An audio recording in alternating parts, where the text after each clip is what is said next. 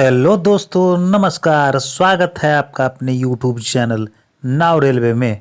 दोस्तों, जैसा कि आपको पता है कि इस चैनल पर रेलवे विभागीय परीक्षा संबंधित प्रत्येक विभाग का प्रश्न पत्र डेली अपलोड किया जाता है। अगर आप इस चैनल पर नए हैं तो प्लीज़ इस चैनल को लाइक कीजिए, सब्सक्राइब कीजिए और अपने दोस्तों के बीच शेयर कीजिए।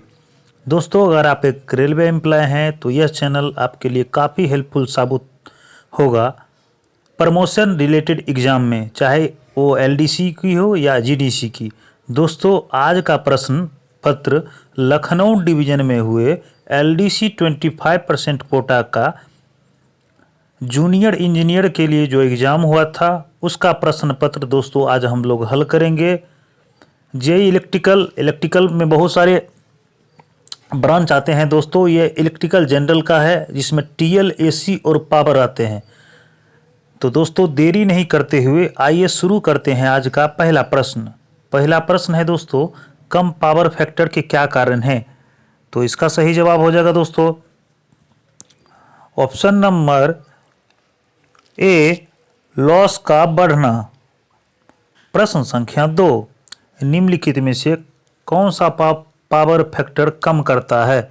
तो इसका सही जवाब हो जाएगा दोस्तों ऑप्शन नंबर डी, इनमें से सभी, यानी नो लोड पर मोटर, ट्यूबलाइट और पंखे सभी पावर फैक्टर को कम करते हैं। प्रश्न संख्या 3, ऊर्जा की इकाई क्या है?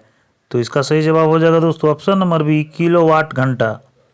प्रश्न संख्या 4, ओम के नियम के अनुसार क्या होगा? तो इसका सूत्र हो जाता है दोस्तों V बराबर IR। प्रश्न संख्या 5, 4 स्क्वायर mm पीवीसी वायर में 4 स्क्वायर mm का मतलब क्या है? तो इसका सही जवाब हो जाएगा दोस्तों ऑप्शन नंबर सी, वायर की मोटाई का क्षेत्रफल। प्रश्न संख्या 6, एसी को डीसी में बदल दिया जाता है किसके द्वारा? तो यह बदला जाता है दोस्तों रेक्टिफायर के द्वारा, ऑप्शन नंबर डी। प्रश्न संख्या 7, घर की वायरिंग में लाल वायर दर्शाता है, क्या दर्शाता है? तो इसका सही जवाब हो जाएगा दोस्तों ऑप्शन नंबर ए, फेज वायर। प्रश्न संख्या 8, हीटर एलिमेंट बनता है किससे? तो यह बनता है दोस्तों नाइक्रोम से, ऑप्शन नंबर 20 का सही जवाब होगा। प्रश्न संख्या 9, निम्नलिखित में से कौन विद्युत कनेक्शन बनाने के लिए प्रयुक्त होता है? तो इसका सही जवाब हो जाएगा दोस्तों ऑप्शन नंबर डी, उपरोक्त सभी, यानी पीजी क्लैंप, शोल्डर और थिम्बल्स तीनों। प्रश्न संख्या 10, घूमने वाली मशीन उपकरणों की गति का मापन करने के लिए प्रयुक्त उपकरण क्या है? तो इसका सही जवाब हो जाएगा दोस्तों ऑप्शन नंबर बी, टैकोमीटर। प्रश्न संख्या 11, वायरिंग सर्किट में फ्यूज को लगाया जाता है कहाँ पे? तो यह लगाया जाता है दोस्तों ऑप्शन नंबर ए, फेज में। प्रश्न संख्या 12, ओपन सर्किट का प्रतिरोध होता है। तो इसका सही जवाब हो जाएगा दोस्तों ऑप्शन, ओपन सर्किट का प्रतिरोध अनंत होता है। प्रश्न संख्या 13, निम्नलिखित में से कौन सा सौर प्रकाश प्रणाली का घटक नहीं है? तो इसका सही जवाब हो जाएगा दोस्तों option number D, earth wire इसका नहीं है। बैकअप बैटरी, फोटोवोल्टिक सेल और चार्जर तीनों इनमें से हैं। प्रश्न संख्या 14, जब प्रतिरोधों को पैरेलल में जोड़ा जाता है तो टोटल रेजिस्टेंस क्या होता है? तो इसका सही जवाब हो जाएगा दोस्तों ऑप्शन नंबर ए, घटता है। प्रश्न संख्या 15, जब कैपेसिटेंस को सीरीज में जोड़ा जाता है तो टोटल कैपेसिटेंस क्या होता है? तो इसका सही जवाब हो जाएगा दोस्तों ऑप्शन नंबर ए, घटता है। प्रश्न संख्या 16, पॉइंट वायरिंग के लिए प्रयुक्त तांबे की वायर की साइज वर्ग मिलीमीटर में कितनी होगी? तो इसका सही जवाब हो जाएगा दोस्तों ऑप्शन नंबर ए, 1.5 mm।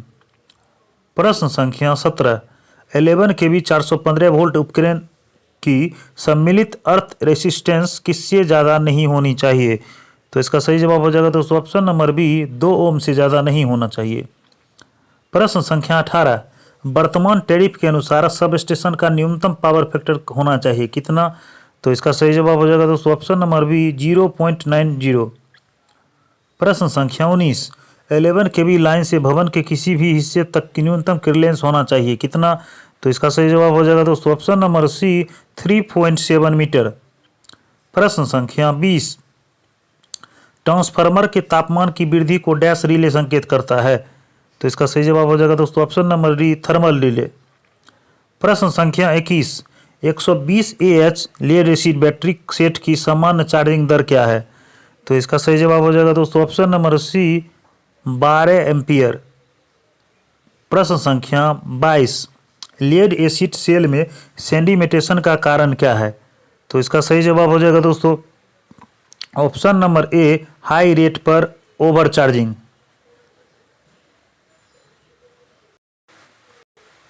प्रश्न संख्या 24, किस पदार्थ की अनुशंसा विद्युत के कारण लगे आग को बुझाने के लिए की जाती है?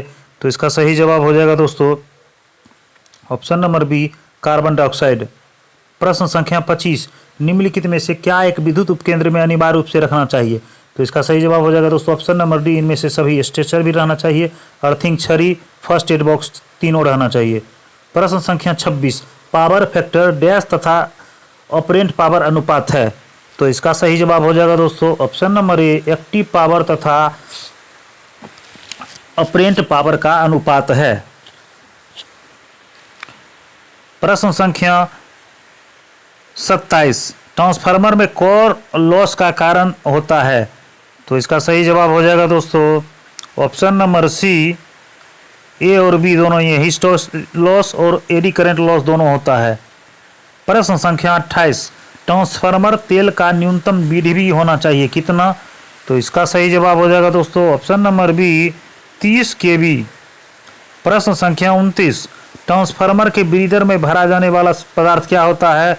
तो इसका सही जवाब हो जाएगा दोस्तों ऑप्शन नंबर ए, सिलिका जेल।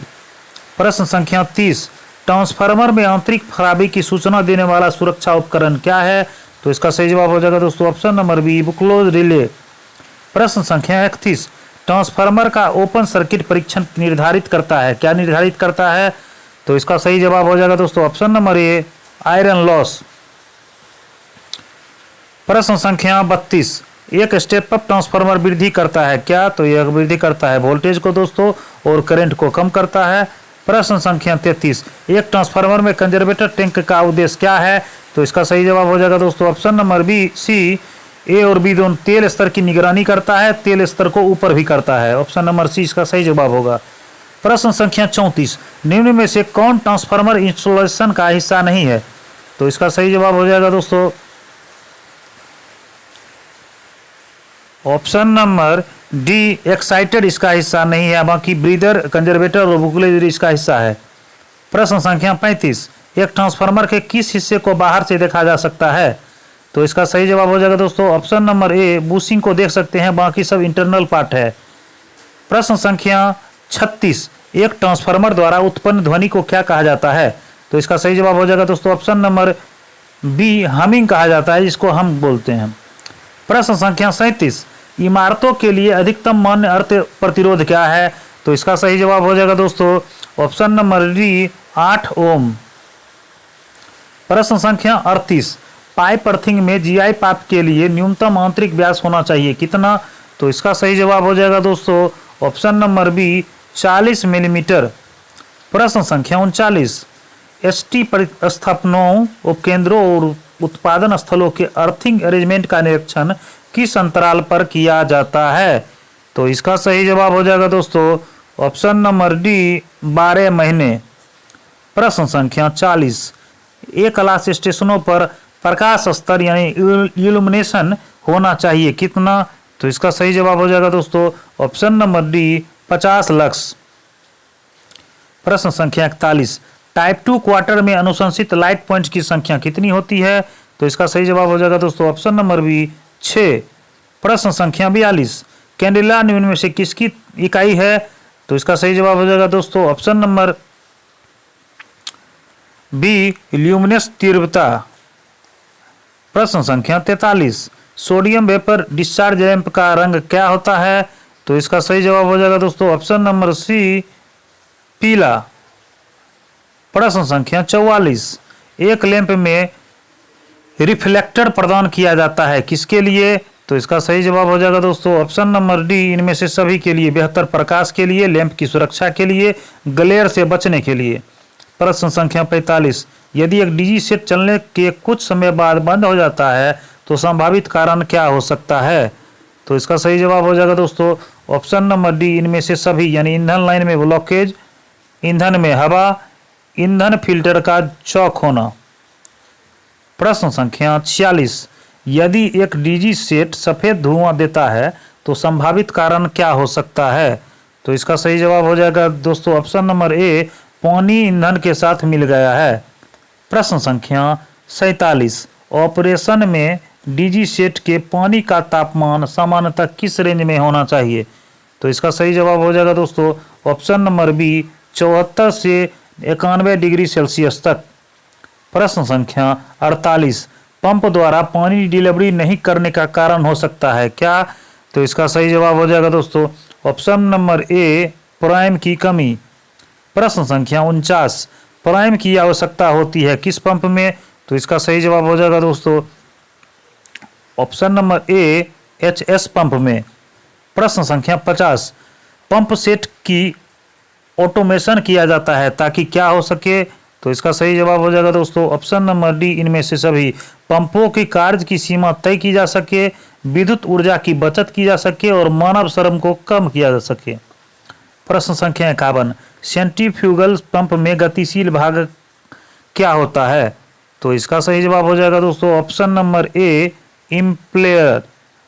प्रश्न संख्या 52, इंडक्शन मोटर का फ्रेम आमतौर पर बनाया जाता है किससे? तो इसका सही जवाब हो जाएगा दोस्तों option number B, cast iron से। प्रश्न संख्या 53, अगर किसी इंडक्शन मोटर के किसी दो फेज को आपस में बदल दिया जाए तो क्या हो जाएगा?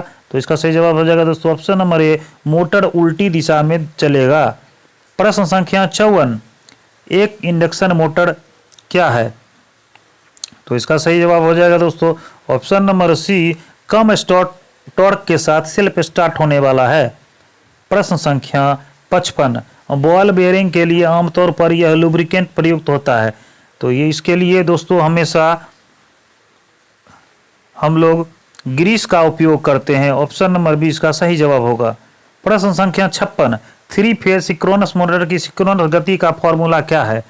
तो इसका सही जवाब हो जाएगा दोस्तों option number A, N S बराबर 120 एफ बाई पी। प्रश्न संख्या 57, कॉलिजन के कारण होने वाली दुर्घटना किस श्रेणी में आती है? तो इसका सही जवाब हो जाएगा दोस्तों ऑप्शन नंबर ए श्रेणी में। प्रश्न संख्या 58, SPART का फुल फॉर्म क्या है? तो इसका सही जवाब हो जाएगा दोस्तों option number B, self propelled accident relief train. प्रश्न संख्या 59, निम्नलिखित में से कौन सा मानव निर्मित आपदा है? तो इसका सही जवाब हो जाएगा दोस्तों ऑप्शन नंबर डी, इनमें से सभी, यानी बड़ी आग, आतंकवाद और प्रदूषण तीनों। प्रश्न संख्या 60, दुर्घटना के बाद पहली 1 घंटा को क्या कहा जाता है? तो इसका सही जवाब हो जाएगा दोस्तों option number D, golden hour. प्रश्न संख्या 61, CRS का उपयोग दुर्घटना जांच के संदर्भ में किया जाता है, इसका पूरा नाम क्या है? यानी इसका फुल फॉर्म पूछ रहा है, तो इसका फुल फॉर्म हो जाएगा दोस्तों option number C, commissioner of railway safety. प्रश्न संख्या 62, केबल्स के इंसुलेटिंग सामग्री को क्या होना चाहिए? तो इसका सही जवाब हो जाएगा दोस्तों ऑप्शन नंबर डी, उपरोक्त सभी, यानी अज्वलनशील होना चाहिए, अम्ल प्रूफ होना चाहिए, नॉन हाइग्रोस्कोपिक होना चाहिए। प्रश्न संख्या 63, AC LHV कोच में प्रयुक्त अग्निशामक किस प्रकार की होती है? तो इसका सही जवाब हो जाएगा दोस्तों ऑप्शन नंबर बी, DCP प्रकार की। प्रश्न संख्या 64, होटल लोड क्या होता है? तो इसका सही जवाब हो जाएगा दोस्तों ऑप्शन नंबर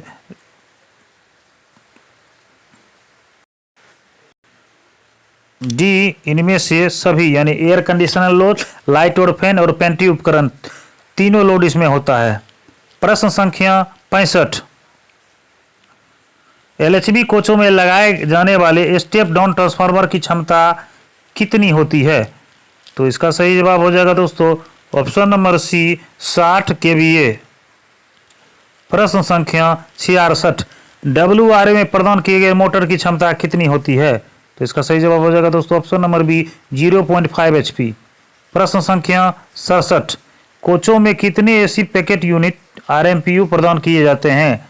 तो इसका सही जवाब हो जाएगा दोस्तों ऑप्शन नंबर ए, 2। प्रश्न संख्या 68, LHV AC कोचों में प्रयुक्त बैटरी का वोल्टेज रेटिंग और प्रकार है, कौन सा है? तो इसका सही जवाब हो जाएगा दोस्तों option number D 70Ah VRLA battery. प्रश्न संख्या 69, LHV कोचों में मोबाइल लैपटॉप चार्ज सर्किट के लिए प्रयुक्त कंट्रोल ट्रांसफार्मर का इनपुट वोल्टेज क्या है? तो इसका सही जवाब हो जाएगा दोस्तों option number B 230 volt AC। प्रश्न संख्या 70, 415 वोल्ट की वायरिंग और उपकरण की न्यूनतम इंसुलेशन प्रतिरोधकता क्या होती है? तो इसका सही जवाब हो जाएगा दोस्तों option number C 3 mega ohm. प्रश्न संख्या 71, LHV नॉन AC कोच में लगे बैटरी फ्यूज की रेटिंग क्या होती है? तो इसका सही जवाब हो जाएगा दोस्तों ऑप्शन नंबर डी 40 एम्पियर। प्रश्न संख्या 72, पावर कार में कितना DG सेट लगाया जाता है? तो इसका सही जवाब हो जाएगा दोस्तों option number B 2 DG set. प्रश्न संख्या 73, लाइट इंटेंसिटी को डैश से मापा जाता है? तो इसका सही जवाब हो जाएगा दोस्तों ऑप्शन नंबर ए लक्स मीटर। प्रश्न संख्या 74, सेलों के समूह को क्या कहा जाता है? तो इसका सही जवाब हो जाएगा दोस्तों ऑप्शन नंबर ए बैटरी। प्रश्न संख्या 75, किसी तत्व के सबसे छोटे कण को क्या कहा जाता है? तो इसका सही जवाब हो जाएगा दोस्तों ऑप्शन नंबर ए परमाणु। प्रश्न संख्या 76, RDSO कहाँ स्थित है? तो इसका सही जवाब हो जाएगा दोस्तों ऑप्शन नंबर डी लखनऊ में। प्रश्न संख्या 77, स्वतंत्र भारत के प्रथम रेलवे मिनिस्टर कौन थे? तो इसका सही जवाब हो जाएगा दोस्तों option number D John Mathai. प्रश्न संख्या 78, पहली हमसफर एक्सप्रेस डैश से डैश स्टेशनों के बीच चलाई गई थी? तो इसका सही जवाब हो जाएगा दोस्तों ऑप्शन नंबर ए गोरखपुर से आनंद विहार। प्रश्न संख्या 79, प्रिविलेज पास में आश्रित सहित कितने सदस्यों को शामिल किया जाएगा? तो इसका सही जवाब हो जाएगा दोस्तों ऑप्शन नंबर ए 5। प्रश्न संख्या 80, प्रिविलेज टिकट ऑर्डर पर वापसी यात्रा के लिए वैधता की अवधि क्या है? तो इसका सही जवाब हो जाएगा दोस्तों ऑप्शन नंबर ए 5 माह। प्रश्न संख्या 81, पूरी रात ड्यूटी की अवधि डैश से डैश तक मानी जाएगी? तो इसका सही जवाब हो जाएगा दोस्तों ऑप्शन नंबर बी 10 PM से 6 AM तक। प्रश्न संख्या 82, किस दस्तावेज में रेल कर्मचारी के ड्यूटी के घंटे को दर्शाया जाता है? तो इसका सही जवाब हो जाएगा दोस्तों option number A duty roster. प्रश्न संख्या 83, पितृत्व अवकाश डैश दिनों के लिए दिया जाता है? तो इसका सही जवाब होगा दोस्तों ऑप्शन नंबर सी 15 दिनों के लिए। प्रश्न संख्या 84, LAP लीव की अधिकतम सीमा क्या है? तो इसका सही जवाब हो जाएगा दोस्तों ऑप्शन नंबर ए 300 + 15 दिन। प्रश्न संख्या 85, किस अवधि के अंदर प्रतिपूरक छुट्टी देना चाहिए? तो इसका सही जवाब हो जाएगा दोस्तों ऑप्शन नंबर बी 1 माह के अंदर। प्रश्न संख्या 86, SF11 का उपयोग किसके लिए किया जाता है? तो इसका सही जवाब हो जाएगा दोस्तों ऑप्शन नंबर बी लघु दंड के लिए। प्रश्न संख्या 87, DAR नियमों के तहत अपील की अवधि डैश दिन है? तो इसका सही जवाब हो जाएगा दोस्तों ऑप्शन नंबर सी 45 दिन। प्रश्न संख्या 88, किसे निर्वाह भत्ता प्रदान की जाती है? तो इसका सही जवाब हो जाएगा दोस्तों ऑप्शन नंबर बी निलंबित कर्मचारी को। प्रश्न संख्या 89, रेलवे टेंडर प्रक्रिया का प्रमुख उद्देश्य क्या है? तो इसका सही जवाब हो जाएगा दोस्तों ऑप्शन नंबर सी पारदर्शिता और निष्पक्ष प्रतिस्पर्धा को बढ़ावा देना। प्रश्न संख्या 90, भारत में हाई स्पीड रेल परियोजना का क्या नाम है जिसे बुलेट ट्रेन के रूप में भी जाना जाता है? तो इसका सही जवाब हो जाएगा दोस्तों option number D Mumbai Ahmedabad high speed rail. प्रश्न संख्या 91, एक 3 फेज 415 वोल्ट 50 हर्ट्ज सप्लाई में फेज से फेज वोल्टेज क्या होगा? तो इसका सही जवाब हो जाएगा दोस्तों ऑप्शन नंबर बी 415 वोल्ट। प्रश्न संख्या 92, एक इंसुलेटर में होना चाहिए, क्या होना चाहिए? तो इसका सही जवाब हो जाएगा दोस्तों ऑप्शन नंबर ए उच्च प्रतिरोध। प्रश्न संख्या 93, निम्नलिखित में से कौन सा अपरंगत ऊर्जा स्रोत नहीं है? तो इसका सही जवाब हो जाएगा दोस्तों ऑप्शन नंबर डी कोयला से उत्पन्न ऊर्जा। प्रश्न संख्या 94, करंट की माप को सुविधाजनक बनाने के लिए पैनल में अमीटर के साथ लगाया जाने वाला यंत्र क्या है? तो इसका सही जवाब हो जाएगा दोस्तों ऑप्शन नंबर ए करंट ट्रांसफार्मर। प्रश्न संख्या 95, यदि 3 स्टार इंटू +5 बराबर 20 तो x का मान क्या होगा? इसको आप लोग सॉल्व कीजिएगा तो इसका सही जवाब हो जाएगा दोस्तों ऑप्शन नंबर ए 5। प्रश्न संख्या 96, PL नंबर में जिस सब ग्रुप से मध्य संबंधित है उसको दर्शाया जाता है किसमें? तो इसका सही जवाब हो जाएगा दोस्तों ऑप्शन नंबर बी, तीसरा और चौथा अंक से। प्रश्न संख्या 97, MS वर्ड में कॉपी करने के लिए क्या शॉर्टकट है? तो इसका सही जवाब हो जाएगा दोस्तों ऑप्शन नंबर डी, Ctrl+C। प्रश्न संख्या 98, कंप्यूटर में रैम कहाँ स्थित है? तो इसका सही जवाब हो जाएगा दोस्तों ऑप्शन नंबर सी, मदरबोर्ड में। प्रश्न संख्या 99, लेड एसिड सेल का कार्य सिद्धांत क्या है? तो इसका सही जवाब हो जाएगा दोस्तों ऑप्शन नंबर सी, फैराडे का इलेक्ट्रोलाइसिस नियम। प्रश्न संख्या 100, सौर ऊर्जा का उपयोग किया जाता है किस चीज़ के लिए? तो इसका सही जवाब हो जाएगा दोस्तों ऑप्शन नंबर डी, इनमें से सभी, यानी खाना पकाने, प्रकाश और बैटरी चार्ज, तीनों के लिए। उसके बाद आपको पता होगा दोस्तों 10 प्रश्न आपको राजभाषा से LDC के एग्जाम में पूछे जाते हैं, तो आइए उसको भी देख लेते हैं। पहला प्रश्न है दोस्तों, भारत संघ की राजभाषा क्या है? तो इसका सही जवाब हो जाएगा दोस्तों ऑप्शन नंबर ए, देवनागरी लिपि में हिंदी। प्रश्न संख्या 102, आधिकारिक भाषा नीति के अनुसार भारत के राज्यों को कितने क्षेत्र में वर्गीकृत किया गया है? तो इसका सही जवाब होगा दोस्तों ऑप्शन नंबर सी, 3 भागों में, A, B और C, या क, ख और ग। प्रश्न संख्या 103, केंद्रीय हिंदी समिति के अध्यक्ष कौन होते हैं? तो इसका सही जवाब हो जाएगा दोस्तों ऑप्शन नंबर ए, प्रधानमंत्री। प्रश्न संख्या 104, अरुणाचल प्रदेश की राजभाषा क्या है? तो इसका सही जवाब हो जाएगा दोस्तों ऑप्शन नंबर ए, अंग्रेजी। प्रश्न संख्या 105, भारतीय संविधान में राजभाषाओं का उल्लेख किस अनुसूची में किया गया है? तो इसका सही जवाब हो जाएगा दोस्तों ऑप्शन नंबर डी, अनुच्छेद 8। प्रश्न संख्या 106, हिंदी दिवस कब मनाया जाता है? तो इसका सही जवाब हो जाएगा दोस्तों ऑप्शन नंबर डी, 14 सितंबर को। प्रश्न संख्या 107, राजभाषा नियमों के तहत वर्गीकृत 3 क्षेत्र कौन कौन से हैं? तो इसका सही जवाब होगा दोस्तों ए और बी और सी। प्रश्न संख्या 107 या कॉक होगा, सेम ही क्वेश्चन है दोस्तों। 108, 8वीं अनुसूची में कुल कितने भाषाएं हैं? तो दोस्तों इसका सही जवाब होगा ऑप्शन नंबर सी, 22 भाषा। प्रश्न संख्या 109, केंद्र सरकार के कर्मचारियों के लिए निर्धारित प्रारंभिक हिंदी पाठ्यक्रम क्या है? तो इसका सही जवाब हो जाएगा दोस्तों ऑप्शन नंबर ए, प्रबोध। उसके बाद प्रवीण, उसके बाद प्राज्ञ। उसके बाद आज का अंतिम प्रश्न है दोस्तों, राजभाषा विभाग किस मंत्रालय के अंतर्गत आता है? तो इसका सही जवाब हो जाएगा दोस्तों ऑप्शन नंबर बी, गृह मंत्रालय के अंतर्गत। तो दोस्तों ये थे आज के लखनऊ डिवीजन में हुए इलेक्ट्रिकल जनरल डिपार्टमेंट में जूनियर इंजीनियर के लिए जो एग्ज़ाम हुआ था 11/8/2023 को, उसका प्रश्न पत्र दोस्तों आज हम लोग हल किए हैं। अगर आप इस चैनल पर नए हैं दोस्तों तो प्लीज़ चैनल को लाइक कीजिए, सब्सक्राइब कीजिए और अपने दोस्तों को शेयर करना ना भूलें। तो दोस्तों आज के लिए इतना ही, मिलते हैं फिर नए वीडियो के साथ, तब तक के लिए जय हिंद, जय भारत।